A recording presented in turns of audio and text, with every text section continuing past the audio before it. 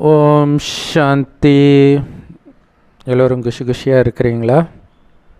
21/6/2024.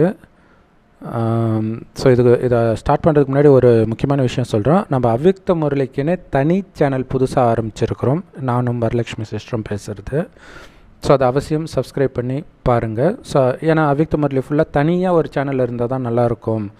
எல்லாத்துலேயும் கலந்துருந்தால் அதை டக்குன்னு கண்டுபிடிக்க முடியாதுன்றதுக்காக தான் அது தனி சேனல் போட்டிருக்கோம். ஏன்னா ஜென்ரலாக நம்ம வேறு ஒரு டாபிக் வச்சு போடுவோம், அதனால் கன்ஃபியூஸ் ஆகிடுவாங்க. ஸோ அதோடைய லிங்க் கமெண்ட்லேயே ஃபஸ்ட்டு கமெண்ட்டாக பின் பண்ணுறோம். அவசியம் அதை சப்ஸ்கிரைப் பண்ணி பார்க்க ஆரம்பிங்க. சரி, ஓகே. 21/6/2024 பாபா இன்னைக்கு சொல்கிறாரு, இனிமையான குழந்தைகளே, தேவதை ஆகணும்னு ஆசைப்படுறீங்க, ரைட்டு. ஆனால் அதுக்கு முன்னாடி பிராமணர் ஆகணுமே. டைரெக்டாக ஹிந்துவிலேருந்து தேவதை ஆக முடியாது, முஸ்லீம்லேருந்து தேவதை ஆக முடியாது, கிறிஸ்டின்லேருந்து தேவதை ஆக முடியாது. பிராமணன் ஆகி தான் ஆகணும். ஸோ பிராமணன் எல்லாருக்கும் சொந்தம், அதை புரிஞ்சுக்கணும். அதனால் பிரம்மா வாய் வழியாக யார் பிறக்கிறாங்களோ அவங்க தான் உண்மையான பிராமணர்கள். பிராமண ஜாதியில் பிறக்கிறவங்க கிடையாது. அப்போ உண்மையான பிராமணர்கள் தான் இந்த ராஜயோகத்தை படித்து தேவதையாக ஆவாங்க. கேள்வி: உங்களுடைய சத்சங்கம் மற்ற சத்சங்கத்திலிருந்து முற்றிலும் தனியாக தெரிவதற்கான காரணம் என்ன? எந்த விஷயத்தில் அது தனியாக தெரியுது? பதில்: மற்ற சத்சங்கத்தில் எந்த லட்சியமும் கிடையாது. எதுக்கு உட்காந்துட்டு இருக்கிறான்னு அவனுக்கும் தெரியாது, எதுக்கு பேசுகிறான்னு பேசுகிறவனுக்கும் தெரியாது. எந்த லட்சியமும் கிடையாது. ஆனால் சொத்தையெல்லாம் இழந்து சுற்றுவாங்க, ஊர் ஊராக சுற்றுவாங்க. இமயமலை, ராமேஸ்வரம், காசி. ஆனால் இந்த சத்சங்கத்தில் இந்த அலையிற வேலையே கிடையாது இல்லையா? அந்த சத்சங்கத்தில் காசிக்கு போயிட்டு வந்தேன், எல்லோரும் சாவறதுக்குள்ளே ஒரு தடவை போயிடணும், மெக்காவுக்கு ஒரு தடவையாவது போயிடணும். போயிட்டா திரும்ப வீட்டுக்கு தானே வரப்போகிறீங்க, அதே கஷ்டத்தை தானே அனுபவிக்க போகிறீங்க. பாபா இந்த மாதிரி அலைய விடுறதெல்லாம் கிடையாது. ஏன்னா பாபா கிடச்சிட்டார், அப்புறம் என்ன அலைய விட வேண்டிய விஷயம் இருக்குது? எதுக்கு பாபா வந்திருக்கிறாரு? ஞானத்தை கொடுக்க. அதனால் இது ஸ்கூலாகவும் ஆகிடுச்சு, உண்மையான ஆன்மீக சத்சங்கமாகவும் ஆயிடுச்சு. ஸ்கூல்னால் படிக்க தானே செய்வீங்க. ஸோ உண்மையான சத்சங்கம், சத்தியமானவருடைய தொடர்பு இங்கே மட்டும்தான் கிடைக்குது. ஸோ அது சும்மா பேரில் சத்சங்கம்ன்றாங்க. அங்கே என்ன சத்தியமானவருடைய தொடர்புலையாக இருக்கிறாங்க? சத்தியமானவர் கிடைச்ச பிறகு நாம் எங்கே அலைய போகிறோம்? படிக்கிறது அப்படின்னாலே வருமானத்தை சம்பாதிக்கிறோன்னு அர்த்தம். எந்த அளவுக்கு படிக்கிறீங்களோ அந்த அளவுக்கு நீங்கள் ஞானத்தை தாரணையும் பண்ணணும், மற்றவர்களையும் பண்ண வைக்கணும். அதன் ஆதாரத்தில் தான் உங்களுக்கு வருமானம் கிடைக்கிது இல்லையா? எவ்வளோ படிக்கிறீங்க, எவ்வளோ ஞானத்தை தாரணை பண்ணுறீங்க, எத்தனை பேரை தாரணை பண்ண வைக்கிறீங்க, இதை பொறுத்து தான் உங்களுடைய ஆன்மீக வருமானம் சேமிப்பாகிட்டே இருக்கும். இந்த சத்சங்கத்துக்கு வரீங்கனாலே உங்களுக்கு லாபம் லாபம் லாபம், கொள்ளை லாபம், வேறு எதுவும் கிடையாது. இங்கே உட்கார்ந்தாலே லாபம் இல்லையா? அவங்களுக்கு தெரியல. ஏதாவது ஒரு இடத்துல ஒரு பொருள் எடுத்தால் இன்னொரு பொருள் ஃப்ரீ, அல்லது பயங்கர அதிரடி தள்ளுபடி, ஊரே போய் குவியும். ஆனால் 5000 வருடத்துக்கு தேவையான அத்தனையும் கொடுக்குறாரு. ஆனால் மனிதர்களுக்கு தெரியல எவ்வளோ பெரிய நன்மை. அது மட்டும் இல்லை, இப்போ இருக்கிற துக்கத்தில் எல்லாத்துலேருந்தும் உங்களை விடுவிக்கிறார். அது தெரியாமல் மனிதர்கள் பின்னாடி போய் அலைஞ்சிட்டு இருக்கிறாங்க. கடவுள் சொல்கிறாருன்னு சொன்னால் உங்களை பிரெயின் வாஷ் பண்ணி வச்சுருக்குறாங்க. இன்னொருத்தரை பற்றி பேசியிருந்தோம் நம்ம, கலியுக குருமாரை பற்றி. சொல்கிறார், அவர் எல்லாத்தையும் படித்து தெரிஞ்சுக்கிட்டு யோசித்து முடிவுக்கு வந்திருக்காரு. நீ ஒரே ஒரு ஞானத்தை மட்டும் கேட்டுட்ருக்கிற, கடவுள் ஒன்றும் எங்கும் நிறைந்தவர் இல்லைன்னுலாம் சொல்ல மாட்டார், அவர் எல்லாருக்குள்ளேயும் இருக்கார், அதுதான் சத்தியம் அப்படின்றாங்க. என்ன சொல்ல முடியும்? ஏன்னா எல்லா இடத்துலையும் இருக்கிறாருன்னு சொன்னால் தானே போய் அலைய முடியும். அலையிறது அவங்களுக்கு பிடிச்சிருக்குது. ஓம் சாந்தி. ஆன்மீக தந்தை ஆன்மீக குழந்தைங்களுக்கு, அதாவது ஆத்மாவுக்கு, ஆன்மீக குழந்தைனாலே பாபா ஆத்மா கிட்ட பேசுகிறேன்றத ஞாபகப்படுத்துகிறாருன்னு புரிஞ்சுக்கணும். ஏன்னா அங்கே ஆத்மானும் சொல்லணும், குழந்தைன்னும் சொல்லணும், அதனால தான் ஆன்மீக குழந்தைன்றார். ஸோ ஆன்மீக குழந்தைங்க உங்கள் காது வழியாக கேட்குறீங்க அப்படின்னு எதை சொல்கிறார்? ஆத்மாவை சொல்கிறார். எல்லையற்ற தந்தை குழந்தைக்கிட்ட சொல்கிறார், உன்னை ஆத்மான்னு உணரு. ஸோ இதுக்கு முன்னாடி வந்த 4 லைனும் ஆத்மா ஆத்மான்னு உணருன்றதை தான் மறுபடி சொல்கிறார் வெவ்வேறு விதமாக.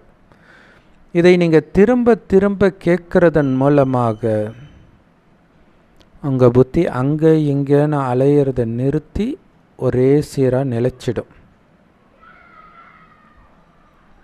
நீங்கள் ஆத்மானு உணர்ந்து உட்கார ஆரம்பிச்சிடுங்க. அதுக்கு தான் தினம் தினம் நீ ஆத்மானு உணரு, ஆத்மானு உணரு. அவர் 10 தடவை சொன்னால் நீங்கள் 1,00,000 தடவை சொல்லணும் உங்களுக்குள்ளே, அப்போ தான் அது வேலை செய்யும். அதை புரிஞ்சிக்கணும். நேற்று சொன்னார் இல்லையா, 15 நிமிஷம் நான் உங்களை உட்கார சொல்கிறேன், ஆனால் நீங்கள் 2 மணி நேரம் உட்காரணும். அந்த 15 நிமிஷத்தில் திருப்தி அடைஞ்சிடக்கூடாது. நாள் ஃபுல்லாக பாபாவை நினைக்கணும், அது வேறு. பட் உட்காந்து பாபாவை நினைக்கிறதுக்கே சொல்கிறார் 2 மணி நேரம். அப்போ தானே பவர்ஃபுல்லாக நினைக்க முடியும். நாம் தேவதையாகிறதுக்காக வந்திருக்கிறோம். அதுக்காகத்தான் பாபா நம்மை தத்தெடுத்திருக்கிறாருன்னு நம்ம புரிஞ்சுக்கிறோம். லட்சியத்தோடு தத்தெடுக்கிறார். ஆனால் உலகத்தில் உள்ள எல்லாரையும் தத்தெடுக்கிறாரே. கொடுக்க போகிறது சொர்க்கம். அங்கே எல்லா மாணவர்களும் தேவை. அதுக்கு தான் படிப்பு கொடுக்குறார், பரீட்சை வைக்கிறார். இந்த படிப்பு எந்த அளவுக்கு உங்களுக்குள்ள தாரணை ஆகியிருக்குது, அதன் ஆதாரத்தில் தான் உங்களுக்கு பதவி. எப்படி பிராமணனிலிருந்து தேவதை ஆகிறது அப்படிங்கிறத தான் நீங்கள் படிக்கிறீங்க. குழந்தைங்க ஸ்கூலுக்கு போகிறாங்க, காலேஜுக்கு போகிறாங்க அப்படின்னா, குறிப்பாக காலேஜுக்கு போகும்போது, ஸ்கூலுக்கு கூட லட்சியம் இல்லைன்னு வச்சுக்கோங்க. காலேஜுக்கு போகும்போது அவன் எந்த காலேஜில் சேர்றானா அதை பொறுத்து இன்ஜினியர் ஆக போகிறானா டாக்டர் ஆக போகிறானான்னு அவனுக்கு தெரியும் தானே. அட்மிஷன் போட்டவுடனே தெரியும் இதுதான் நம்ம வாழ்க்கைன்ட்டு, இதற்காக தான் படிக்கிறோன்ட்டு. அதே மாதிரி தான் பிரம்மாவுடைய குழந்தைகளாகிய நீங்கள் பிராமணர் ஆகிட்டீங்க. பிரம்மாவுடைய குழந்தைனாலே பிராமணர் தான். எதுக்கு ஆகியிருக்கிறீங்க? பிராமணன்லேருந்து தேவதை ஆகிறதுக்காக ஆகியிருக்கீங்க. பிராமின்னா யாருன்னா பாபாவுடைய ஞானத்தை கேட்குற ஸ்டூடெண்ட். எதுக்கு இந்த படிப்பு படிக்கிறீங்க? தேவதை ஆகிறதுக்காக. மனிதர்கள் தேவதைகள் ஆகிறாங்க அப்படின்னு பாடப்படுது. ஆனால் எந்த மனிதர் ஆகிறாங்க? எல்லாருமா? ஹிந்துக்களா? கிடையாது. பிராமணன் ஆனாதான். இன்னொன்று, இந்துன்னு ஒரு தர்மமே கிடையாது. ஆதி சனாதன தேவி தேவதா தர்மத்தை போய் நீங்கள் இந்து தர்மம்னு சொல்ல முடியாது. இந்து தர்மத்தை யார் ஸ்தாபனை பண்ணான்னு வேணால் கேட்டு பாருங்கள், அப்படியே குழம்பிடுவாங்க. இப்போ யாருமே ஸ்தாபனை பண்ணாதது எப்படி தர்மமாகும்? ஸோ அப்போ அறியாமையினால் அப்படி ஒரு பேரை கொடுத்துட்டாங்கன்னு பாபா சொல்கிறார்.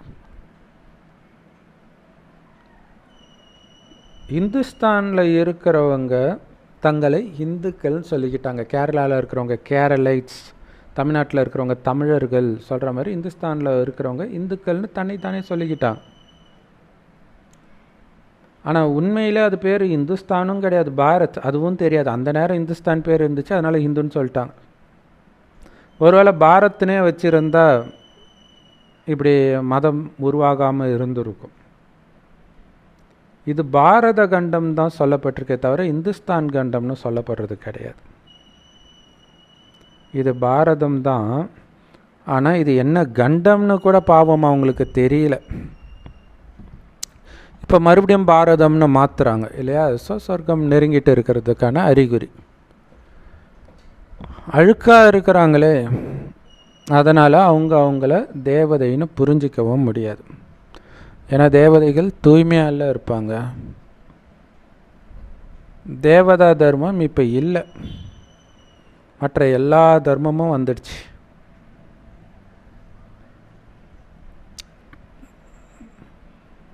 ஸோ புத்தர் உருவாக்கிய தர்மத்துக்கு பேர் புத்த மதம், அப்ரஹாம் உருவாக்கின தர்மத்துக்கு பேர் இஸ்லாமிய மதம், கிறிஸ்து உருவாக்கிய மதத்துக்கு பேர் கிறிஸ்தவம். ஆனால் இந்து மதம்னு ஒரு மதம் கிடையாது. வெளிநாட்டுக்காரங்க தான் இந்துஸ்தான்ற பேரே கொடுத்தாங்க. அழுக்காக இருக்கிற காரணத்தினால தங்களை தேவதா தர்மத்தை சார்ந்தவர்கள் சொல்லிக்க முடியல அந்த நேரம். அதனால் தன்னை இந்துஸ்தானை சார்ந்தவர்னு சொல்லிட்டாங்க.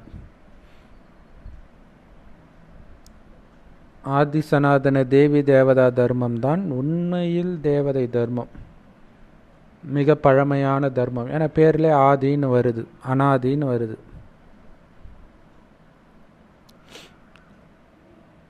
ஆரம்பத்தில் எந்த தர்மம் இருந்துச்சு? தேவதை தர்மம் தான் இருந்துச்சு. அது இந்து தர்மம் சொல்ல முடியாது. இப்போ நீங்கள் பிரம்மாவினால் தத்தெடுக்கப்பட்ட குழந்தைகள் பிராமணர்கள். பிராமணன்லேருந்து தேவதை ஆகிறதுக்காகத்தான் படிக்கிறோம். நீங்கள் இந்துலேருந்து தேவதை ஆகிறதுக்கு படிக்கலை இல்லையா? பிராமன்ஸோ தேவதா, பிராமணன்லேருந்து தேவதை ஆகுறீங்க. இதை நல்லா ஆழமாக தாரணை பண்ணுங்க.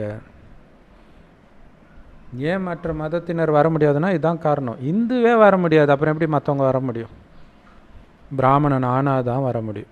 அந்த தர்மத்திலிருந்து வெளியேறினால்தான், கடவுளை அப்பாவாக ஏற்று படித்தால்தான் தேவதை ஆக முடியும். எத்தனை தர்மங்கள் இருக்குது, இன்னும் எத்தனை தர்மங்கள் உருவாகிட்டே இருக்குதுன்னு பாருங்கள். ஸோ இந்த விஷயத்தெல்லாம் நீங்கள் சொற்பொழிவாற்றும் போது புரிய வைங்க. இப்போ கலியுகமாக இருக்குது, இங்கே இருக்கிற மதங்கள் எல்லாம் தமோ பிரதானமாக ஆயிடுச்சு. ஸோ இப்போ தான் ஒரு சிஸ்டர் சொன்னாங்க, துபாய், அபுதாபி இந்த மாதிரி இடத்துலலாம் சர்வசாதாரணமாக சாராயம் விற்கிறாங்க. ஆக்சுவலாக அது முஸ்லீம் நாடு இல்லை, சாராயம் குடிக்கிறது ஹராம். பட் இப்போ அப்படி மாறிடுச்சு. அப்படின்னு என்ன அர்த்தம்? எல்லா மதமும் தம்ம பிரதானமாக ஆயிடுச்சு. படங்களை வைத்து நீங்கள் புரிய வைக்கிறீங்கன்னு வச்சுக்கோங்களேன். இப்படி தேவதையாக இருந்த ஆத்மா தான் கொஞ்சம் கொஞ்சமாக விகாரத்தில் விழுந்து, குறிப்பாக உடம்பு நான் நினைச்சு அனைத்தையும் இழந்தது அப்படின்னு நீங்கள் புரிய வச்சிங்கனாலே, நான் வக்கீல், நான் டாக்டர், நான் இன்ஜினியர், இந்த அகங்காரம் எல்லாம் முடிஞ்சிடும்ன்ற ஆத்மான்னு புரிஞ்சுக்குவாங்க. ஏன்னா நானுன்னு நினச்சி தான் அனைத்தையுமே அவங்க இழந்தாங்க அப்படின்னு நீங்கள் புரிய வச்சிங்கன்னா உடனடியாக அந்த அகங்காரம் போயிடும். நாம் தம பிரதானமாக இருக்கிறோன்றதை புரிஞ்சுக்குவாங்க.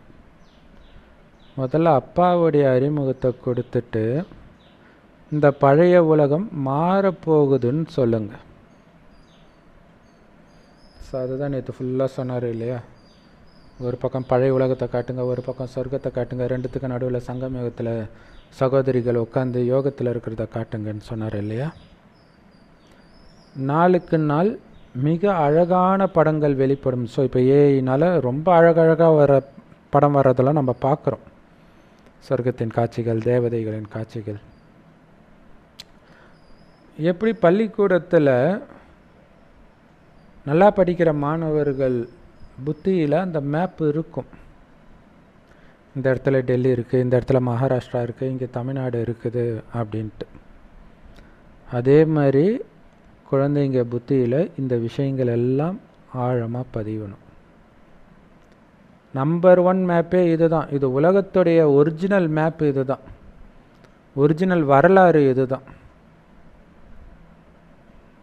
இதில் திருமூர்த்தியும் காட்டப்பட்டு இருக்குது, 2 குளோபும் காட்டப்பட்டிருக்குது, 2 உலகம், ஒன்று தங்கயுகம், இன்னொன்று கலியுகம். இப்போ ரெண்டுத்துக்கும் இடையில் மிக உயர்ந்த சங்கம யுகத்தில் நீங்கள் இருக்கிறீங்க.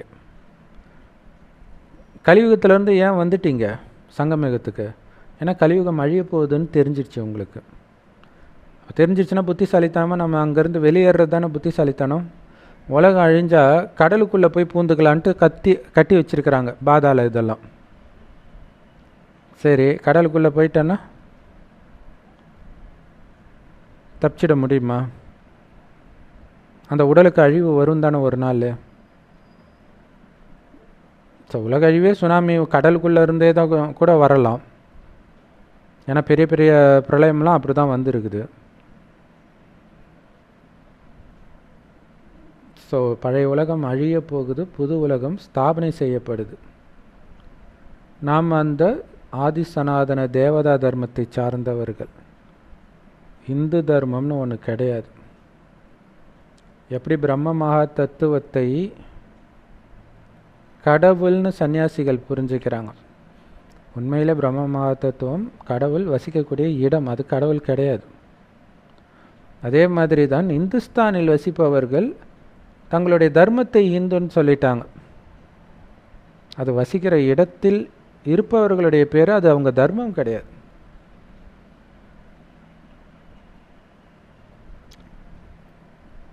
ஸோ அவங்க தர்மம் வேற, நம்ம தர்மம் வேற இல்லையா? இந்து வேற, தேவதை தர்மம் வேற. ஏன்னா கீழான நிலை அடைந்த பிறகு ஹிந்துன்னு பேர் வைக்கிறாங்க. அதனால தான் பாபா சொல்கிறார், இந்துவாக இருக்கிற எல்லோரும் சொர்க்கத்துக்கு வரப்போகிறது கிடையாது. யார் சொர்க்கத்துக்கு வராங்களோ அவங்க தான் தேவதா தர்மத்தை சார்ந்தவர்கள். அவங்க தர்மம் வேற, இந்து தர்மம் வேற. தேவதைகள் மிக மிக உயர்ந்தவர்கள், இந்துக்கள் அப்படியா இருக்கிறாங்க? இவரை பார்த்தாலே தேவதை மாதிரி இருக்குதுன்னு நல்ல குணமுடையவர்களை பார்த்து மனிதர்கள் சொல்லுவாங்க. மகாலட்சுமி மாதிரி இருக்கிறாங்க, பார்த்தாலே கையெடுத்துக்கு முன்னும் போல இருக்குதுன்னுவாங்க. காரணம் அவங்களுக்கு அவங்களுடைய குணம் அவ்வளவு தெய்வீகமாக இருக்குது. ராதை கிருஷ்ணர் திருமணம் ஆன பிறகு லக்ஷ்மி நாராயணனாக ஆகிறாங்க. அதைத்தான் சேர்த்து விஷ்ணுன்னு சொல்கிறாங்க. எல்லா படமும் இருக்குது, ராதை கிருஷ்ணர் படம் இருக்குது, லக்ஷ்மி நாராயணன் படம் இருக்குது, விஷ்ணு படம் இருக்குது, எல்லாமே பக்தி மார்க்கத்தில் இருக்குது. ஆனால் யாருக்குமே இவங்களாம் யாருன்னு தெரியாது. ஸோ பாபா தான் எல்லாத்தையும் புரிய வைக்கிறார். அவரைத்தான் எல்லாரும் நினைவு செய்கிறாங்க. கிருஷ்ணரை நினைவு செஞ்சாலும், ராமரை நினைவு செய்தாலும், இயேசுவை நினைவு செய்தாலும் கடவுள்னு நினச்சி தான் நினைவு பண்ணுறாங்க. அதாவது சிவன்னு நினச்சி தான் நினைவு செய்கிறாங்க. அவங்களுக்கு தெரியாது, யார் கடவுள்னு தெரியாததுனால மற்றவங்கள நினைக்கிற மாதிரி இருக்குது. ஆனால் உண்மையில் அந்த நினைவு கடவுளை நோக்கி தான் இருக்குது. மனுஷனை எதுக்கு அவங்க, இப்போ ஸ்ரீகிருஷ்ணர் இறந்துட்டார், இயேசு இறந்துட்டாருன்னு தெரிஞ்சால் அவங்க ஏன் கும்பிட போகிறாங்க? எந்த ஒரு மனிதனும் உலகத்தில் தன் வாயிலிருந்து கடவுள்ன்ற வார்த்தை வராதவன் கிடையவே கிடையாது. கடவுளே இல்லைன்னு சொன்னாலும் அவனும் கடவுளை பற்றி தான் பேசிகிட்டு இருப்பான். கடவுள் நிராகாரர். அந்த நிராகாரருடைய அர்த்தம் கூட அவங்களுக்கு தெரியல. ஸோ நிராகாரர் அப்படிங்கிற வார்த்தை கூட இருக்கும் வேதத்தில், ஆனால் அதோடைய அர்த்தம் யாருக்கும் தெரியல. இப்போ தான் நாம் எல்லாத்தையும் புரிஞ்சுக்கிட்டோம். கல் புத்தியிலிருந்து தெய்வீக புத்தியுடையவராக நம்ம மாறி இருக்கிறோம். பாரதவாசிகளுக்கு மட்டும்தான் இந்த ஞானம், மற்ற தர்மத்தினருக்கு கிடையாது. ஸோ இப்போ இங்கே பாபா பாரதவாசின்னு சொல்கிறதே, பாரதம்னு சொல்கிறதே சொர்க்கத்தை தான் சொல்கிறார். ஸோ அந்த சொர்க்கத்தில் வசித்தவர்களுக்கு தான் இந்த ஞானம். அந்த சொர்க்கத்தில் வசித்தவர்கள் இப்போ மற்ற தர்மத்துக்கு போயிருப்பாங்க, அது வேறு விஷயம். மற்ற தர்மத்துக்கு போனாலும் அவங்களுக்கு இந்த ஞானம். ஸோ நீங்கள் மற்றவர்களுக்கு புரிய வைக்கலாம், எப்படி விருத்தி ஆச்சு. ஆதி சனாதன தேவி தேவதா தர்மம் மட்டும் இருந்துச்சு, பாரதம் மட்டும் இருந்துச்சு, பிறகு விருத்தியாகி எப்படி மற்ற தர்மங்கள் மற்ற கண்டங்கள் எல்லாம் வந்துச்சுன்னு புரிய வைங்க. மீண்டும் பாரதம் தவிர வேறு எந்த கண்டமும் இருக்க போகிறது கிடையாது. ஆரம்பத்தில் இருந்த ஆதி சனாதன தேவி தேவதா தர்மம் மட்டும்தான் இப்போ இல்லை, மற்ற எல்லாமே இருக்குது. ஆலமரத்துடைய உதாரணம் தான் இதுக்கு கரெக்டான உதாரணம் இல்லையா? விழுதலை நிற்கிது, ஆனால் மெயின் தண்டு காலி. ஆதிசனாதன தேவி தேவதா தர்மம்ன்ற அந்த அஸ்திவாரம் தான் இப்போ இல்லை. மற்ற கிளைகள் முஸ்லீம் தர்மம், கிறிஸ்தவ தர்மம், இந்து தர்மம் அதெல்லாம் இருக்குது. ஸோ அதனால் இந்து தர்மம் இல்லைன்னு சொல்ல மாட்டோம். ஆதிசனாதன தேவி தேவதா தர்மம் ஆரம்பத்தில் இருந்தது, இப்போ இல்லை. இப்போ நாம் பிராமணர் ஆகி இருக்கிறதே தேவதை ஆகிறதுக்காக தான். அதை ஞாபகம் வச்சுக்கணும். அதை எத்தனை தடவை பாபா சொல்கிறார் பாருங்கள். உங்களுடைய லட்சியம் என்ன, லட்சியம் என்ன, அது மைண்டுக்குள்ளே ஓடிக்கிட்டே இருக்கணும். நான் தேவதை ஆகிறதுக்காக வந்திருக்கிறேன். ஸ்கூலில் எதுக்கு உட்காந்துட்ருக்குறோம்? படித்து ஒரு வேலை பண்ணணுன்றதுக்காக. அங்கே போய் ஃப்ரெண்ட்ஸோடு அரட்டை அடிச்சுட்டு இருக்கிறாங்கன்னா பெரும்பான்மையானவர்கள் அப்படி தான் இருப்பாங்க. அப்போ அந்த லட்சியத்தை மறந்து உட்காந்துட்ருக்குறாங்கன்னு அர்த்தம். ஒரு சிலர் நல்லா படிக்கிற பசங்க எப்படின்னா விளையாடுற மாதிரி விளையாடுவாங்க, ஆனால் காரியத்தில் கண்ணாக இருப்பாங்க. அது பேர் தான் கர்மயோகம். அப்படி தான் பாபா இங்கே இருக்க சொல்கிறார். கணவன், மனைவி, குழந்தை, அப்பா அம்மா, கடமையை செய், ஆஃபீஸ்க்கு போய் எல்லாம் பண்ணு, ஆனால் உன்னுடைய கவனத்தில் நான் சொர்க்கத்துக்கு போயிட்டு இருக்கிறேன்றது சதா ஞாபகம் இருக்கட்டும்.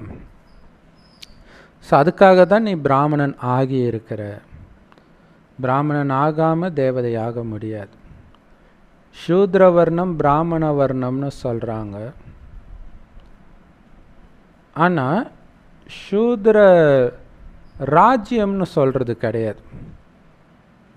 ஆனால் ராஜாராணி இருக்கிறாங்க தானே கலியுகத்தில், துவாபர யுகத்துலலாம். சரி, சூத்ரர்கள் கலியுகத்தில் தான். ஸோ கலியுகத்தில் ராஜ்யம்லாம் ராஜாராணிலாம் இருந்தாங்க தானே. இருந்தாலும் சூத்ர ராஜ்யம்னு சொல்கிறது கிடையாது. ஆரம்பத்தில் தேவதைகள் மகாராஜா மகாராணிகளாக இருந்தாங்க. பிறகு துவாபர யுகத்தில் ஹிந்து மகாராஜா, இந்து மகாராணிகள் இருந்தாங்க.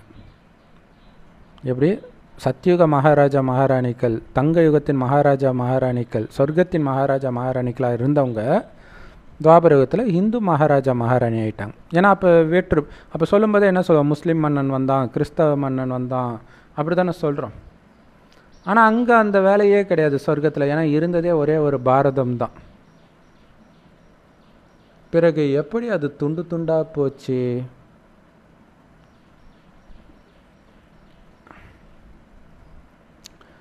அதோடைய அடையாளம் கூட இல்லாமல் மறைஞ்சிடுச்சு. வெறும் சிலைகள் மட்டும் இருக்குது. நம்பர் 1 இந்த சூரிய வம்சம் தான். அந்த சூரிய வம்சத்தில் பிறக்கிறதுக்காக முயற்சி பண்ணத்தான் இங்கே வந்திருக்கிறீங்க.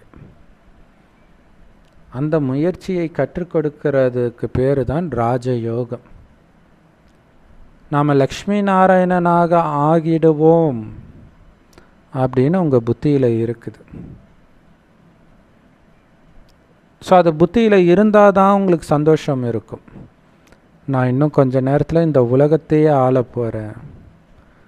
என்னுடைய அப்பா இதற்காகவே என்னை மகாராஜா மகாராணி ஆக்கி அழகு பார்க்கறதுக்காகத்தான் இந்த ஞான அலங்காரம் பண்ணுறாருன்ற சந்தோஷம் உங்கள் மனசில் சதா இருக்கணும்.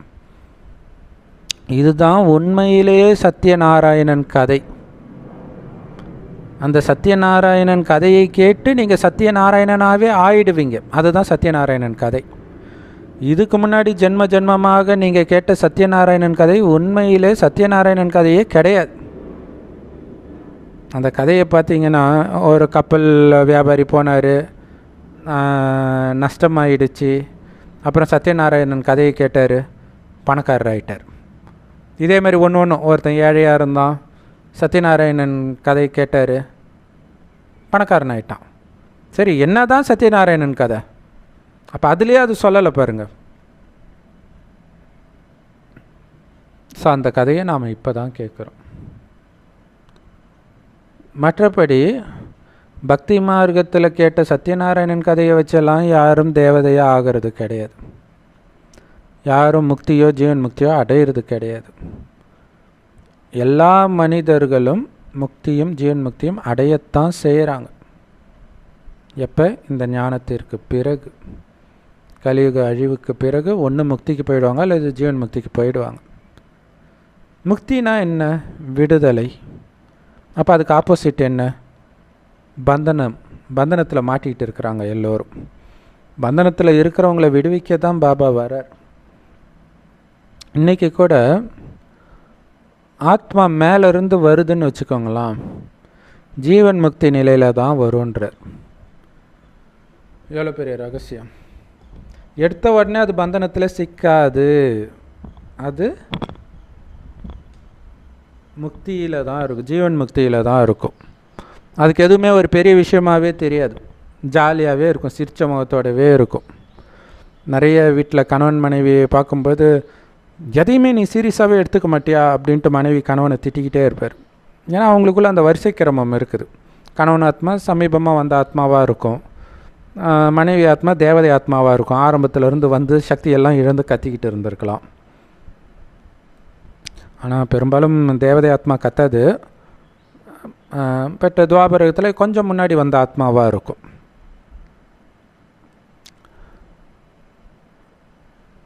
ஸோ எல்லாருமே பந்தனத்தில் தான் இருக்கிறாங்க இப்போ.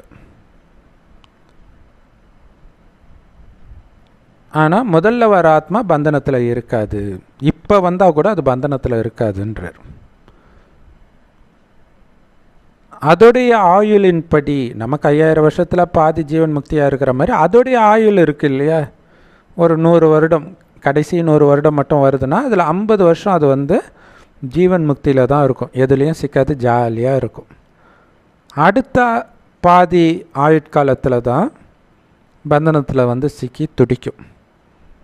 இது ஏற்கனவே நிச்சயிக்கப்பட்ட நாடகம். நீங்கள் எல்லோரும் இந்த எல்லையற்ற நாடகத்தில் நடிகர்களாக இருக்கிறீங்க. உங்களுடைய பாகத்தை நடிப்பதற்காக வரீங்க. ஆத்மாக்கள் எல்லோரும் இந்த இடத்தை சார்ந்தவர்கள் கிடையாது. இதுதான் முக்கியமான விஷயமாக இன்னைக்கு பாபா சொல்கிற பாயிண்ட். எல்லையற்ற நாடகத்தில் நடிகர்கள் மட்டுமே நீங்கள், இது உங்கள் வீடு கிடையாதுன்றார். இந்த பூமியில் எதுவுமே உங்களது கிடையாதுன்றார். இதுதான் முக்கியமான விஷயமே. ஏன்னா மைண்ட் அதுக்கு தானே அடிச்சிக்குது. என் அப்பா துரோகம் செஞ்சார், என் கணவன் துரோகம் செஞ்சார், மனைவியை துரோகம் செஞ்சார். இங்கே இருக்கிற எதுவுமே, இங்கே நீ ஜஸ்ட்டு நடிக்க தான்ப்பா வந்த. நடிச்சிட்டு இருக்கிற ஒரு நடிகர் இன்னொரு நடிகருக்கு எப்படி துரோகம் செய்ய முடியும்? அவருடைய நடிப்பை அவர் நடித்தார், முடிஞ்சு போச்சு. வந்தீங்களா, நடிச்சிங்களா, கிளம்புனீங்களா வீட்டுக்குன்னு இருக்கணும். ஏன்னா உங்கள் வீடு பரந்தாமம். அதை அது எவ்வளோ பெரிய ஞானம் அது. அது தெரியாதனால தான் எல்லாம் மென்டல் ஆகுறாங்க. இவன் துரோகம் பண்ணான், அவன் துரோகம் பண்ணான். இங்கே துரோகம் பண்ண என்ன இருக்குது? நீ நடிக்க வந்திருக்கிற அப்படின்னு புரிஞ்சுக்கிட்டு நடிப்பை முடிச்சுட்டு கிளம்புற வேலையை பாருன்றார். எப்படி நீ வந்த? எல்லாத்தையும் எடுத்துட்டா வந்த? கரெக்டாக எடுத்துட்டு தான் வந்தோம், ஏன்னா ஆத்மாவில் வருமானம் இருந்துச்சு. ஸோ அது எல்லாத்தையும் நீ செலவு பண்ணிட்ட. இப்போ கிளம்பி இப்போ வருமானத்தை சேர்த்துக்கோ, பாபாவை நினைவு செஞ்சு. அழிவற்ற வருமானம், ஏன்னா அந்த அழிவற்ற வருமானத்தோடு தான் நீ வந்த. அந்த அழிவற்ற வருமானத்தை இப்போ சேர்த்துக்கிட்டு போ. இங்கே இருக்கிறதெல்லாம் அழியக்கூடியது, இதில் இருக்கக்கூடிய பற்றை விற்று அப்படின்னு பாபா சொல்கிறார். ஆத்மாக்கள் மறுஜன்மம் எடுத்துக்கிட்டே இருக்குது. ஒட்டுமொத்த உலகத்துடைய வரலாறு புவியலை ஆரம்பத்திலிருந்து இப்போ வரைக்கும் நடந்த அத்தனையும் குழந்தைங்களுடைய புத்தியில் இருக்குது. பாபா குழந்தைங்க புத்தியில் மட்டும்தான் இருக்குது. மற்ற மனிதர்களுக்கு எல்லையற்ற தந்தையை பற்றி எதுவுமே தெரியாது. கடவுள் மேலே இருக்கார், மேலே இருக்கார், மேலே இருந்து என்ன பண்ணுறார்? மேலே இருப்பாரா? அவங்களுக்கு எதுவுமே தெரியாது. அதனால தான் அவங்கள துச்ச புத்தி கொண்டவர்கள்னு சொல்லப்படுது.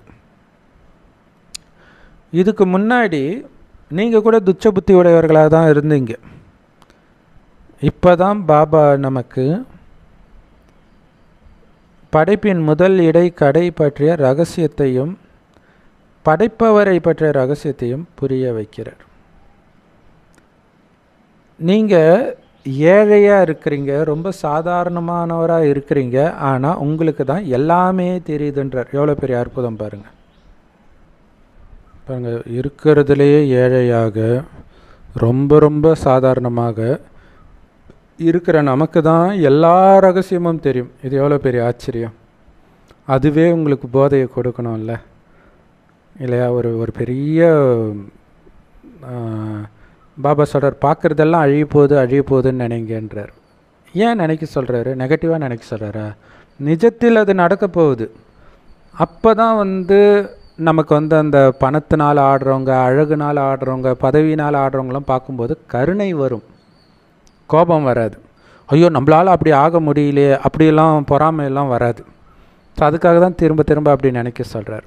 ஆத்மாவை பார்க்க சொல்கிறதுக்கும் மற்றதில் எதுலேயும் கவனம் இல்லாமல் இருக்க சொல்கிறதுக்குமே காரணம் அதுதான். ஸோ இப்போ நீங்கள் சுத்தமான புத்தியுடையவர்கள் ஆகிட்டீங்க. உள்ளே இருக்கக்கூடிய அழுக்கை ஃபுல்லாக எடுத்துட்டார் பாபா. எது சுத்தமாக இருக்குதோ அதை தான் தூய்மைன்னு சொல்லுவோம். துச்ச புத்தியுடையவர்களை தான் அழுக்கானவர்கள்னு சொல்லுவோம். பாருங்கள், என்னவா இருந்த நீங்கள் இப்போ என்னவா ஆகிட்டு இருக்கிறீங்க. ஸ்கூலில் கூட படிப்பின் மூலமாகத்தான் குழந்தைங்க நல்ல பதவி அடைவாங்க, படிப்பின் ஆதாரத்தில். அப்படி இருக்கும்போது உலகத்தில் உள்ள எல்லா படிப்பிலும் உயர்ந்த படிப்பு எது? நமக்கு பாபா சொல்லி கொடுக்குற படிப்பு தான். இந்த படிப்புடைய தேவி தான் சரஸ்வதி. அவங்க உலகியல் படிப்புக்கும் வரணுன்ட்டு போய் சரஸ்வதி கிட்ட போய் வேண்டுவாங்க இல்லையா? ஸோ மிக உயர்ந்த படிப்புனா அப்போ இதன் மூலமாக அடைய போகிற பதவி எவ்வளோ உயர்வாக இருக்கும்? ராஜ பதவி அடையிறோம். அந்த மனிதர்கள் தானம் புண்ணியம் செஞ்சாங்கன்னா அடுத்த ஜென்மத்தில் ராஜா குடும்பத்தில் பிறப்பாங்க, ராஜாவாக ஆவாங்க ஒரே ஒரு ஜென்மத்துக்கு. ஆனால் இந்த ஒரே ஒரு தடவை இந்த படிப்பை மட்டும் படித்து மற்றவர்களுக்கு சொல்லி கொடுக்கறதுனால ஜென்ம ஜென்மத்துக்கும் நீங்கள் ராஜ குடும்பத்திலே பிறக்கிறீங்க. என்ன மாதிரி படிப்பு இதுன்னு யோசிச்சு பாருங்கள். அது மட்டும் இல்லை, அதை யாரும் அபகரிக்க மாட்டாங்கன்னு பாபா சொல்கிறாரு. அதை இழக்கிற மாதிரி காரியமும் நீங்கள் பண்ண மாட்டீங்க. ஆனால் கலியுகத்தில் அப்படி கிடையாது. பதவி வந்தவுடனே என்ன ஆகிடும்? குணம் மாறிடும், பாவம் செய்ய ஆரம்பிப்பீங்க, அகங்காரம் வந்துடும். ஆனால் சொர்க்கத்தில் அதுக்கு வேலையே கிடையாது. எல்லாமே குழந்தையாக இருப்பாங்க. இல்லை, உங்களுக்குள்ள அகங்காரத்தை தூண்டுறதுக்கு அங்கே யாரும் இருக்க மாட்டாங்க. அதுதான் அங்கே மாயாவே கிடையாதுன்னு சொல்கிறார். ஆனால் உள்ளுக்குள்ளே இருக்கக்கூடிய அகங்காரம், காமம், கோபம், பற்று, பேராசை, அகங்காரம் எல்லாத்தையும் தூண்டக்கூடிய விஷயங்கள் துவாபரயுகத்துலேருந்து ஸ்டார்ட் ஆகிடும். அப்போ தான் கையெடுத்து கும்பிடக்கூடியவனாக இருந்த நீங்கள் அவ்வளோ மோசமான அரக்கனாக மாறிடுறீங்க கலியுகத்தின் இறுதியில். ஸோ அந்த அரக்கனை மீண்டும் கையெடுத்து கும்பிடக்கூடிய தேவதையாக மாற்றுது இந்த படிப்புன்னா என்ன மாதிரி படிப்பு இதுன்னு யோசிச்சு பாருங்கள். இதன் மூலமாக 5000 வருடம் இழந்த அத்தனையும் நீங்கள் அடையிறீங்கன்னா இந்த படிப்பு தவிர வேறு ஏதாவது உங்கள் புத்தியில் இருக்கலாமா? அப்படிப்பட்ட ராஜயோக ஞானத்தை கற்றுக் கொடுக்குற குழந்தைகளே இது சாதாரணமாக எடை போடாதீங்க. ஒரு கடவுளை தவிர வேறு யாராலையும் இதை போதிக்கவே முடியாது. அப்படிப்பட்ட கடவுளே அப்பாவாக உனக்கு வந்து நான் சொல்லி கொடுக்குறேன்னா நீ அவருக்காக எதை வேண்டுமானாலும் இழக்க தயாராக இருக்கணும்ல. ஸோ அந்த கடவுள் சொல்லி கொடுக்குறார் ஞானத்தை, இதை நீங்கள் மற்றவர்களுக்கு சொல்லி கொடுக்குறீங்க. அதனால் இதில் அகங்காரம் இருக்கக்கூடாது. ஆனால் ராயல் தன்மை இருக்கணும், கம்பீரம் இருக்கணும். ஆனால் அது அகங்காரம் இல்லாமல் பணிவானதாக இருக்கணும். பாபா நமக்கு ராஜயோகத்தை கற்றுக் கொடுப்பதே அழுக்கிலிருந்து ஆக்கிறதுக்கு தான்.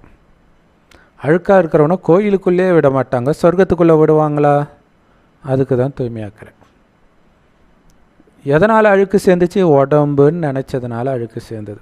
அதனால தான் பாபா சொல்கிறார், ஆத்துமான உணரு, நிராகார தந்தையுடையவன் நான் அப்படின்றத சதா நினைவு பண்ணிக்கிட்டே இரு, தூய்மை ஆயிடுவேன் இல்லையா? நானும் தூய்மையான ஆத்மா, என்னுடைய அப்பாவும் தூய்மையானவர். நான் தூய்மை ஆகிட்டு இருக்கிறேன். இப்போ அழுக்காக தான் இருக்கிறேன், தூய்மை ஆகிட்டு இருக்கிறேன். இன்னும் அழுக்கு இருக்கே, எப்போ வேணாலும் உடலை விட்டு உயிர் பிரியுமே, அதுக்குள்ளே சின்ன அழுக்கு கூட ஒட்டிகிட்டு இருக்கக்கூடாதே அப்படிங்கிறதுல கவனம் கொடுத்துக்கிட்டே இருந்தால் தான் நீங்கள் தூய்மை ஆவீங்க. பிறகு இந்த சுதர்ஷன சக்கரத்தை புரிஞ்சுக்கிறதன் மூலமாக சொர்க்கத்தின் சக்கரவர்த்தி மகாராஜா ஆகிறீங்க. இதை புரிய வைக்கிறது கஷ்டமா? 2 லைன் தானே. இப்போ பாபா சொன்னது தானே, ஆத்மான்னு உணர்ந்து பரமாத்மாவை நினைவு செஞ்சு தூய்மை ஆகிடுவீங்க. இந்த காலச்சக்கரத்தை பற்றிய ஞானத்தை தெரிஞ்சுக்கிறதுனால ராஜாவாகிடுவீங்க. தூய்மையான சொர்க்கத்துக்குள்ளே போயிடுவீங்க. அங்கே பதவி அடையிறதுக்கு இந்த சக்கரத்தை புத்தியில் சுற்றிக்கிட்டே இருங்க. புரிய வைக்கிறது ஈஸி தானே? இப்போ யாருமே தேவதா தர்மத்தை சார்ந்தவர்களே கிடையாது. எல்லாம் வெவ்வேறு தர்மத்துக்கு போயிட்டாங்க. ஸோ யாருக்கு புரிய வைக்கணுன்னாலும் முதல்ல அப்பாவுடைய அறிமுகத்தை கொடுங்க. பாபா சொல்கிறார், நிறைய பேர் மதம் மாறி போயிட்டாங்க, வேறு மதத்துக்கு போயிட்டாங்க. எண்ணற்ற புத்த மதத்தினர், முஸ்லீம் மதத்தினர் இருக்கிறாங்க. நிறைய பேர் துப்பாக்கி முனையில் முஸ்லிம்களாக மாற்றப்பட்டார்கள்னு பாபா சொல்கிறார். கத்தி முனையில் இல்லையா? அந்த மாதிரியெல்லாம் உயிருக்கு பயந்து மாறி தானே ஆகணும். அப்படியெல்லாம் கொடுங்காலாட்சி நடந்திருக்குது. அதேமாரி புத்த மதத்திற்கும் நிறைய பேர் போனாங்க. யாரோ ஒருத்தர் வந்து பேசுகிறாரு, அவ்வளோதான். அப்படியே லட்சக்கணக்கான பேர் புத்த மதத்துக்கு திரும்புகிறாங்க. அதே மாதிரி கிறிஸ்தவர்கள் வந்தாங்க. அவங்க பேச்சு கேட்டு இன்றைக்கி உலகத்திலேயே அதிக மக்கள் தொகை கிறிஸ்தவர்களுடையதாக தான் இருக்குது. ஆனால் இந்த காலச்சக்கரம் அப்படியே நிற்குமா? சுத்தம் இல்லை. அதேமாரி நம்மளுடைய புத்தியிலும் அது சுற்றிக்கிட்டே இருக்குது.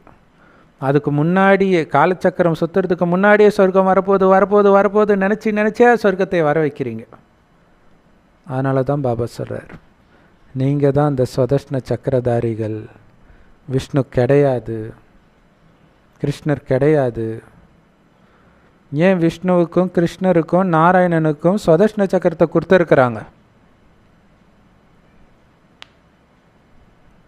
நீங்கள் தான் புரிய வைக்கணும். என்ன தொடர்பு? என்ன தொடர்பு? இந்த 3 பேர்கிட்ட மட்டும்தானே இருக்குது. ஏன் இந்த 3 பேர்கிட்ட மட்டும் சக்கரத்தை கொடுத்துருக்குறாங்க? ஏன்னா மூவரும் ஒருவரே.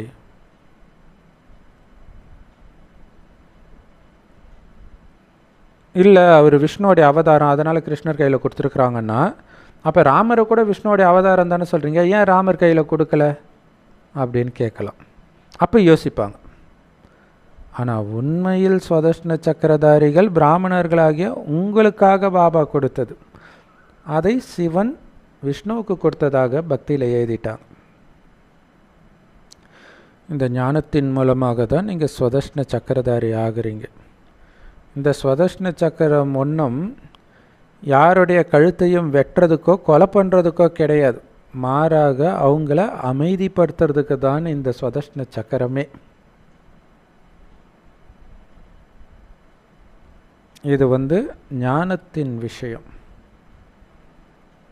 யோசிச்சு பாருங்கள். இது அது பேர் என்ன? ஜபமாலை உருட்டுவாங்க. அதே மாதிரி ஒரு இதை கைக்குள்ளே சுற்றிக்கிட்டு இருப்பாங்க புத்த மதத்தில். ஸோ இது எல்லாமே பாருங்கள், ஜபமாலை சுற்றுறது, இது சுற்றுறது எல்லாமே பார்த்திங்கன்னா இந்த ஸ்வதர்ஷ்ண சக்கரத்தை நம்ம சுற்றுறதோடைய நினைவு. ஸ்வதர்ஷ்ண சக்கரத்தை சுற்றுறதுனால நம்ம சொர்க்கத்தை அடையிறோம். அதை சுற்றுறதுனால அவங்களுக்கு எந்த நன்மையும் கிடையாது. அவங்க எந்த அமைதிக்காக ஜபமாலையை உருட்டுறாங்களோ அந்த அமைதி உண்மையிலே ஸ்வதர்ஷ்ண சக்கரம் சுற்றுறதுனால தான் நமக்கு கிடைக்கிது. ஸோ ஞானத்தை தெரிஞ்சுக்கிறதன் மூலமாக தான் ஸ்வதர்ஷ்ண சக்கரதாரி ஆகிறோம். எந்த அளவுக்கு இந்த சக்கரத்தை உங்கள் புத்தியால் சுற்றிக்கிட்டே இருக்க முடியுதோ நான் ஸ்டாப்பாக, வேறு எந்த நினைவும் இல்லாமல், அந்த அளவிற்கு உங்கள் பாவம் அழியும். புரிஞ்சுக்கணும். பாபாவை ஒளிப்புள்ளியாக நினச்சா மட்டும்தான் பாவம் அழியும்னு இல்லை. இந்த சக்கரத்தை சுற்றிக்கிட்டே இருந்தால், ஞானத்தை சிந்தனை பண்ணிக்கிட்டே இருந்தாலும் பாவம் அழியும். அது உங்களுக்கு கனவுல தெரியும் அழகாக. கனவுல இந்த ஞானம் சம்மந்தப்பட்ட விஷயம் மட்டும் வரும்பொழுது தான் அந்த பாவங்கள்லாம் அழியுதுன்றது உங்களுக்கு தெரியும். அல்லது ஏதோ ஒரு விகார விஷயம், கடந்த கால விஷயம் வருதுன்னா இன்னும் நல்ல ஆழமாக இருக்குது, சரியாக யோகா பண்ணுறதே இல்லை, சக்கரத்தை சுற்றுறதே இல்லை, ஞானத்தை வைத்து சேவை பண்ணுறதே இல்லை, அதனால் ஞானத்தை சிந்தனை பண்ணுறதும் இல்லைன்னு புரிஞ்சுக்கலாம். மற்றபடி மகாபாரதத்தில் காட்டின மாதிரி யாருடைய கழுத்தையும் வெட்டுறதுக்கு பயன்படுத்துறது கிடையாது இந்த ஸ்வதர்ஷ்ண சக்கரம். இது ஞான சக்கரம். கரெக்டாக சொல்லணுன்னா அவங்களே ஞான சக்கரம்னு சொல்லுவாங்க. இது இம்சைக்கான சக்கரம் கிடையாது. உண்மையில் இந்த சக்கரத்தை சுற்றுறதுனால நீங்கள் அஹிம்சாவாதிகளாக, இரட்டை அஹிம்சாவாதிகளாக மாறுறீங்க. பாவம் இதோடைய அர்த்தத்தையே முற்றிலும் மாற்றிட்டாங்க. ஒரு தந்தையை தவிர இந்த விளக்கத்தை எல்லாம் வேறு யாரும் கொடுக்க முடியாது. ஸோ யாருக்குமே தெரியாத அந்த ஸ்வதர்ஷ்ண சக்கர ரகசியம், கால சக்கரத்தின் ரகசியம் உங்களுக்கு மட்டுமே தெரிஞ்சிருக்குதுன்னா எவ்வளவு சந்தோஷம் இருக்கணும். அப்போ அந்த சக்கரத்தை நீங்கள் எந்த அளவுக்கு சுற்றிக்கிட்டே இருக்கிறீங்களோ அந்த அளவுக்கு உங்களுக்கு சந்தோஷம் இருந்துக்கிட்டே இருக்கும். இந்த சக்கரத்தை நீங்கள் சுற்றலைன்னா கலியுகத்தில் நடக்கிற சம்பவம், இந்த சக்கரத்தை சுற்றும்போது ஆத்மா பலமாகும். ஆனால் நீங்கள் சுற்றலைன்னு வச்சிங்களா, ஆத்மா பலகீனமாக இருக்கும்போது கலியுகத்தில் நடக்கிற சம்பவம், அந்த சம்பவத்தை நீங்கள் சுற்றி சுற்றி சுற்றி சுற்றி மென்டல் ஆகிடுவீங்க. நம்பிக்கை துரோகம், திடீர் மரணம். ஸோ அதனால் அது எப்படியும் நடக்கும். நடக்கிறதுக்கு முன்னாடி ஆத்மாவை பலமாக்குங்க. அதுக்கான எக்ஸசைஸ் தான் இந்த ஸ்வதர்ஷ்ண சக்கரத்தை சுற்றுறது. ஸோ சந்தோஷம், அந்த சந்தோஷம் வர்ற அளவுக்கு நீங்கள் சுற்றிக்கிட்டே இருக்கணும். சந்தோஷம் ஏன் வரலைன்னா அந்த அளவுக்கு நீங்கள் சுற்றலைன்னு அர்த்தம். நீங்கள் ஆத்மான்னு புரிஞ்சுக்கோங்க. ஏன்னா இதுக்கு முன்னாடி நீங்கள் மறந்துட்டீங்க ஆத்மான்றதையே. ஆத்மாவுடைய வீட்டையும் மறந்துட்டீங்க. ஆத்மா எப்பவும் ஆத்மா தான். எப்படி சொல்கிறாரு பாருங்க. ஆத்மா எப்பவும் ஆத்மா தான். உடம்பு எடுக்கும்போது தான் வெவ்வேறு பேர். எந்த உடம்பும் நிரந்தரமாக இருக்க போகிறது கிடையாது. அப்போ நிரந்தரமாக எது நீங்களோ அதில் தானே உங்கள் கவனம் இருக்கணும். அந்த நிரந்தரமான ஆத்மாவுடைய வீடு பரந்தாமம், அதை மறந்துட்டீங்களே. பரமாத்மாவை கல்லு முள்ளெல்லாம் இருக்கிறதா சொல்லி நிந்தனை பண்ணிட்டாங்க. இப்போ பாபாவே வந்து ஆத்மாக்களுக்கு இந்த ஞானத்தை கொடுக்குறார், முந்தைய கல்பம் மாதிரியே. பாருங்களாம், பரமாத்மா கல்லு முள்ளெல்லாம் இருக்கிறாருன்னு சொன்னாங்க. ஆனால் ஆத்மாவை அப்படி சொல்லலையே. ஒவ்வொரு அணுவிலும் இருக்கிறார் ஆத்மான்னு சொல்கிறது கிடையாது. அதை தான் பாபா சொல்கிறார், உங்களை விட என்னை ரொம்ப கீழானவர்களாக மாற்றிட்டீங்கன்றார். விலங்குகளின் விஷயம் தனி. பாபா ஞானத்தை கொடுக்கறது மனிதர்களுக்கு தான். விலங்குகள் ஒன்றும் படிக்க போகிறது கிடையாது. ஸோ நீங்கள் இப்போ தான் புரிஞ்சிருக்கிறீங்க என்னவாக ஆக போகிறீங்க, எத்தனை ஜென்மத்துக்கு ஆக போகிறீங்கன்ட்டு. எத்தனை ஜென்மம் எடுத்தீங்க, என்னவா இருந்தீங்க அப்படிங்கிறதையும் புரிஞ்சுக்கிட்டோம். 84 பிறவியை முடிச்சாச்சு. 84 லட்சம் பிறவிக்கான வேலையெல்லாம் கிடையாது. மனிதர்கள் அஞ்ஞான இருளில் இருக்கிறாங்க. அதனால்தான் சூரியன், ஞான சூரியன் வெளிப்பட்டது, அஞ்ஞான இருள் அகன்றதுன்னு சொல்லப்படுறது. அரை கல்பமாக இந்த துவாபர கலியுகத்தில் வெறும் இருள் தான். அடுத்த அரை கல்பம் தங்க யுகத்திலையும் வெள்ளி யுகத்திலையும் தான் வெளிச்சமே. விடியலை, சத்தியுகம்தான் விடியிருது. ஆனால் அதிகாலையில் எழுந்திருக்கிறோம், அதுதான் சங்கம யுகம். இப்போயே எழுந்திரிக்க சொல்கிறார். இப்போ எழுந்திரிக்கிறவன் தான் பகலை பார்ப்பான். இல்லாட்டினா அவன் நிரந்தரமாக தூங்கிட்டே இருக்க வேண்டியதுதான் பரந்தாமத்தில் போய். இதுதான் இரவு பகலுக்கான ஞானம், வெளிச்சம் மற்றும் இருளுக்கான ஞானம். ஆனால் இதெல்லாம் எல்லையற்ற விஷயங்கள். எல்லைக்குட்பட்ட இரவு பகல் இல்லை, எல்லைக்கு அப்பாற்பட்ட பகல். பிராமணனுடைய பகல் அல்லது பிரம்மாவின் பகல், பிரம்மாவின் இரவு. சொர்க்கத்தை பிரம்மாவின் பகல்ன்றோம், நரகத்தை பிரம்மாவின் இரவுன்னு சொல்கிறோம். அரை கல்பம் இந்த விஷயமெல்லாம் தெரியாமல் இருட்டில் தள்ளாடிட்டு இருந்தீங்க, தடுமாறிட்டு இருந்தீங்க, அங்கே இங்கேன்னு அலைஞ்சிட்டே இருந்தீங்க. ஸோ இப்போ கூட பார்த்திங்கன்னா நிறைய பேர் போகிறாங்க. குறிப்பாக கோவை சரளா நடிகை இல்லையா, அவங்களுக்கு இப்போ வயசாகிடுச்சு. இப்போ சுற்றிட்டு இருக்கிறாங்க, என்னென்னமோ கோயில், வட இந்தியா, அது இதுன்னு சுற்றிட்டு இருக்கிறாங்க. கடவுள் நம்பிக்கை அவ்வளோ இருக்குது. ஆனால் கடவுள் வந்துட்டாருன்றது பாவம் அவங்களுக்கு தெரியல. ஸோ அவங்க ஏரியாவில் இருக்கக்கூடிய பிரம்மகுமாரிகள் அவங்களுக்கு ஞானத்தை கொடுக்க வேண்டியது அவங்களுடைய கடமை, கொடுத்தே ஆகணும். ஏன்னா அந்த அளவுக்கு தேடலில் இருக்கிறாங்க அந்த ஆத்மா. ஸோ அவங்க எங்கே இருக்கிறாங்க தெரியல, தமிழ்நாடா ஆந்திராவா தெரியல. நீங்கள் ஸ்கூலில் படிக்கும்போது அது அலையிறதுன்னு சொல்லுவோம்மா, ஆனால் சத்சங்கத்தில் தான் அலையிறாங்க. இங்கே இவர் சத்சங்கம் பண்ணார், அங்கே அவர் சத்சங்கம் பண்ணார், அங்கங்கே போய் அலைஞ்சிட்டு இருக்கிறாங்க. அதனால் எந்த வருமானமும் கிடையாது, வெறும் நஷ்டம் மட்டுமே. அதனால தான் அதுக்கு பேர் அலையிறது. வருமானம் வந்தால் அது அலையிறதுன்னு சொல்ல மாட்டாங்க. அலைச்சல் தான்ப்பா மிச்சம்னா என்ன அர்த்தம்? ஒன்றுத்துக்கும் பிரயோஜனம் இல்லை, எந்த லாபமும் இல்லைன்னு அர்த்தம். அலைஞ்சி அலைஞ்சி மனிதர்கள் தங்களுடைய சொத்து சுகம் அனைத்தையும் இழந்து ஏழை ஆயிட்டாங்க.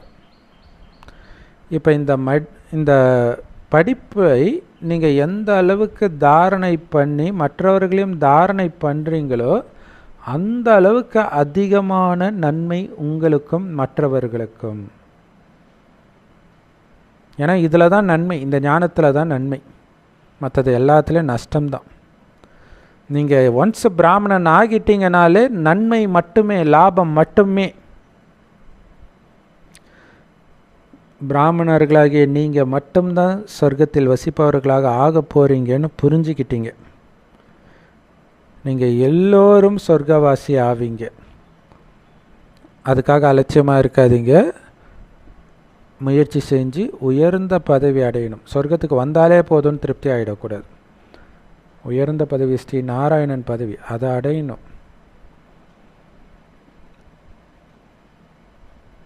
பொண்ணுக்கு கல்யாணம் பண்ணிட்டு வரேன், இந்த வேலையை முடிச்சுட்டு வரேன், அந்த வேலையை முடிச்சுட்டு வரேன். பாபா சொல்கிறாரு, என்ன இப்போ தான் பூமிக்கு வந்திருக்கிறேன்னு நினச்சியா? வானப்பிரஸ்த நிலையில் இருக்கிற வயதான தாத்தா பாட்டின்னு உங்களை புரிஞ்சுக்கோங்க. சின்ன குழந்தையாக இருந்தாலும் சரி, எல்லா ஆத்மாவும் கடைசி நேரத்தில் இருக்குது. நீங்களே எங்களை வானப்பிரஸ்த நிலைக்கு அழைச்சிட்டு போங்க, தூய்மையான உலகத்துக்கு அழைச்சிட்டு போங்கன்னு தான் பாடினீங்க பக்தியில். ஸோ ஆத்மாக்களின் உலகத்துக்கு பாபா அழைச்சிட்டு போகிறார். அந்த நிராகார உலகம் ரொம்ப ரொம்ப சின்னதாக இருக்குன்றார், கண்ணுக்கே தெரியாதுன்றார். அப்புறம் என்ன சொல்கிறது, அந்த உலகமே கண்ணுக்கு தெரியாது, அவ்வளோ சின்னதாக இருக்குமா. அனைத்து ஆத்மாவும் ஒன்றா அப்படியே தேனி கூட்டம் மாதிரி ஒன்றா இருந்தாலும் கண்ணுக்கு தெரியாதுன்றார். அப்போ ஆத்மா எவ்வளோ சின்னதாக இருக்கும்னு யோசிச்சு பாருங்க. ஆனால் சொர்க்கத்தில் நிறைய இடம் இருக்கும் நீங்கள் நடக்கிறதுக்கு உலாவுறதுக்கெல்லாம். ஆனால் இந்த மாதிரியெல்லாம் நிராகார உலகத்தில் கிடையாது. ஏன்னா அங்கே உடம்பும் கிடையாது, நீங்கள் நடிக்க வேண்டிய பாகமும் கிடையாது. கம்முன்னு கோமா ஸ்டேஜில் ஆத்மா அதே இடத்துல வச்ச இடத்துல அப்படியே நின்றுட்டு இருக்கும், நட்சத்திரம் மாதிரி இருக்கும். இதுதான் இயற்கையின் அதிசயம்னு பாபா சொல்கிறார். பாருங்க, சூரியன், சந்திரன், நட்சத்திரங்கள் இதெல்லாம் எந்த ஆதாரமும் இல்லாமல் அந்த இடத்துல அப்படியே நிற்கிது பாருங்க. அந்த மாதிரி தான் ஆத்மாவும் அந்த பிரம்ம மகா தத்துவத்தில் எந்த ஆதாரமும் இல்லாமல் கரெக்டாக அதோடைய இடத்துல போய் நிற்கும். இது எவ்வளோ பெரிய ஆச்சரியம். இப்போ நம்ம உடம்புக்குள்ளே கூட அது எதுலேயும் போய் உட்காந்துட்டுலாம் இருக்காது, அப்படியே நிற்கும். நல்லது, அதை நினைச்சாலே எவ்வளோ ஆச்சரியமாக இருக்குது இல்லையா? ஸோ அப்படி ஆச்சரியப்படுத்திய ஆச்சரியமான பாப்தாதாவுக்கு அன்பு நினைவுகள் மற்றும் காலை வணக்கம். இந்த ஞானத்தை நல்ல சிந்தனை செய்து ஸ்வதர்ஷ்ண சக்கரதாரி ஆகுங்கள். எந்த அளவுக்கு ஸ்வதர்ஷ்ண சக்கரதாரி ஆகுறீங்களோ அந்த அளவுக்கு உங்களுடைய பாவங்கள் அழியும், இரட்டை அஹிம்சாதாரியாக ஆவீங்க. உங்களுடைய புத்தியை இந்த ஞானத்தை படித்து தூய்மையாக்குங்கள், அதன் மூலம் உயர்ந்த பதவி அடையுங்கள். ராஜயோக ஞானத்தில் புத்தியை சுத்தமாக வச்சுக்கணும், எந்த அழுக்கும் சேர விடக்கூடாது. இருந்த அழுக்கையும் பாபா நினைவினாலே எரிச்சிடணும், அல்லது ஸ்வதர்ஷ்ண சக்கரத்தினாலே எரிச்சிடணும். இந்த ஞானத்தில் கவனம் கொடுத்து படித்து தாரணை பண்ணி உயர்ந்த பதவியை அடையணும். உங்களுடைய இதயத்தில் சதா ஆனந்தம் மட்டும்தான் இருக்கணும். அது எப்படி சாத்தியம்? எப்படி சாத்தியம்னா, சத்தியமான நாராயணன் கதையை கேட்டு நான் சத்தியமாகவே நாராயணனாக மாறிட்டு இருக்கிறேன் அப்படின்ற சந்தோஷம் நிரந்தரமாக இருக்கணும். இன்னைக்கு பாபா முரளியில் என்ன சொன்னார், அதை மட்டும் அதையே பெரும்பாலும் யோசிக்கிறது இல்லை. இன்னைக்கு பாபா நாராயணன் ஆகிறதுக்காக எனக்கு சொன்ன ரகசியம் என்ன? அதுதான் உண்மையில் இல்லையா? நாராயணன் ஆகிறதுக்கு தினம் தினம் ஒவ்வொரு ரகசியத்தை சொல்லிட்டு இருக்கிறார். ஸோ அந்த ரகசியங்கள் ஃபுல்லாக உங்கள் மைண்டில் தாரணை ஆக ஆக தான் நீங்கள் நாராயணன் ஆகுறீங்க, ஆகிட்டு இருக்கிறீங்கன்ற அந்த போதை மைண்டில் இருக்கட்டும்ன்றார். செம்ம பவர்ஃபுல்லான வரதானம் பாபா சொல்கிறாரு. உங்களுடைய கட்டளைப்படி நடக்கும் புத்தி மற்றும் மனம் கொண்ட நிரந்தர யோகி ஆகுங்கள். அதுக்கு விளக்கம், நிரந்தர யோகி ஆகிறதுக்கு விசேஷ சக்திகள் என்ன அப்படின்னா மனம் புத்தி தான். ஸோ உங்களுக்கே நீங்கள் எஜமானன் ஆகணும் அப்படின்னா, இல்லை உங்களுக்கு நீங்கள் ராஜா ஆகணும்னு பாபா சொல்கிறார் இல்லையா? உங்களுக்கு நீங்கள் ராஜா இப்போ ராஜா ஆனால் தான் அங்கே பிரஜைகளுக்கு ராஜா ஆவீங்க. அப்போ உங்களுக்கு ராஜா ஆகிறதுனா என்ன அர்த்தம்? உங்கள் மனம் புத்திக்கு ராஜா ஆகிறது. நமக்கு கொடுக்கப்பட்ட மகா மந்திரமே மன்மனாபவ தான். அதாவது என்னிடம் மட்டும் உன்னுடைய மனதின் கவனம் இருக்கட்டும். அதனால்தான் இதை புத்தி யோகம்ன்றார். புத்தி சொல்கிறதை மனம் கேட்கணும். மனம் அது இஷ்டத்துக்கு எண்ணங்களை உருவாக்கக்கூடாது. புத்தி என்ன சொல்லுதோ, இப்போ புத்தியோடைய சக்தி இல்லாதான் பிரச்சனை. ஒருத்தங்க மனநலம் பாதிக்கப்படுறாங்கன்னா என்ன ஆகும்? புத்தி கட்டாயிடும், மனசில் இருக்கிறதெல்லாம் வெளியில் வரும். அதான் பிரச்சனை. இதுக்கு முன்னாடி குப்பையெல்லாம் வச்சுருக்கிறான்னு வச்சுக்கலாம் ஒருத்தங்களை பற்றி. அவன் முன்னாடியே அந்த குப்பையெல்லாம் மனம் பாதிக்கப்பட்ட பிறகு சொன்னால் என்ன ஆகும்? அவன் வாழ்க்கையே போயிடும். ஸோ இன்றைக்கி நிறையா ரோட்டில் பைத்தியமாக இருக்கிறவங்களாம் பார்த்திங்கன்னா அப்படி தான் பண்ணியிருப்பாங்க. அவங்க மனசில் இருக்கிறத சொன்னதை கேட்டவுடனே அவங்க மேலே கருணை வந்தவங்களுக்கே ஷாக்கு வந்துடும், இப்போ வெறுத்து போயிடுவாங்க. ஸோ அதுக்கு தான் பாபா சொல்கிறார், மனதுக்குள்ளே குப்பை போடாத. ஏன்னா எல்லாம் பைத்தியம் பிடிக்கிறவங்களாம் மாறுற காலம் வந்துடுச்சு, புத்தி கட்டாக போகுது. அதுக்கு முன்னாடியே மனசில் வெறும் நல்ல எண்ணத்தை மட்டும் வச்சுட்டா மென்டன் ஆனாலும் நீங்கள் கவலைப்பட மாட்டீங்க. ஸோ யோகா அப்படிங்கிறது புத்தியின் யோகம் இல்லையா? பாபாவோட இணைய போகிறது உங்கள் புத்தி, பாபாவோட பேச போகிறது புத்தி, பாபா சொன்னதையெல்லாம் நினச்சி பார்க்க போகிறது புத்தி. இதையெல்லாம் பண்ண உள்ளே போய் சமஸ்காரமாக பதிவாகி அது எண்ணங்களாக வெளியில் வரும் மனசுலேருந்து. ஸோ அதுக்கு தான் பாபா சொல்கிறார், மனம் புத்தி அப்படிங்கிற இந்த 2 விசேஷ சக்திகள் உங்கள் கட்டுப்பாட்டில் இருந்துச்சுன்னா, உங்களுடைய கட்டளைப்படி நடந்தால், நீங்கள் நினைக்கிற எண்ணத்தை உங்களால் உருவாக்க முடிந்தால், எந்த காரியத்தை நீங்கள் செய்கிறீங்க அதில் மட்டும் உங்களுடைய புத்தி ஃபோக்கஸாக இருக்க முடிந்தால், எந்த இடத்துல பரந்தாமத்திலேயோ சொர்க்கத்திலேயோ சூக்ஷ்மவதனத்திலேயோ இங்கே தான் என்னுடைய மனம் புத்தி இருக்கணும் அப்படின்னு நீங்கள் நினைக்கிற நேரம் வரைக்கும் உங்களால் கான்சென்ட்ரேட் பண்ண முடிந்தால், உங்களுடைய புத்தி ராஜாவாகிய உங்களை அலைய விடாமல் இருந்தால், கரெக்டாக நீங்கள் சொன்ன ஆர்டர் படி ஒழுக்கமாக நடந்தால், அப்போ தான் நீங்கள் நிரந்தர யோகின்னு சொல்ல முடியும். அப்போ பாருங்கள், பாபாவை நினச்சிக்கிட்டே இருக்கணும், அவ்வளோதான் நிரந்தர யோகின்றோம். ஆனால் அதுக்கு தடையாக எவ்வளோ விஷயம் இருக்குது பாருங்கள் இல்லையா? நீங்கள் சொல்கிற கட்டளையை கேட்கணும், நீங்கள் நினைக்கிற நேரம் வரைக்கும் இருக்கணும், அது உங்கள் கட்டுப்பாட்டுக்குள்ளே இருக்கணும். கொஞ்சம் கூட உங்கள் புத்தியை அன்றைக்கி அவன் இதை சொன்னானே அழுத்திட்டு போகக்கூடாதுன்னு வேறு. இன்னும் கேட்டிங்கன்னா, முரளி எடுக்கும்போது ஞான சிந்தனை பண்ணுறதே தப்புன்னு பாபா சொல்லுவார் இல்லையா? சரி, ஞான சிந்தனை இல்லை, சேவையை பற்றிய விஷயம், சேவைக்கான விஷயம் இப்படி பண்ணணும் அப்படி பண்ணணுன்றது சேவை பண்ணும்போது வரட்டும்.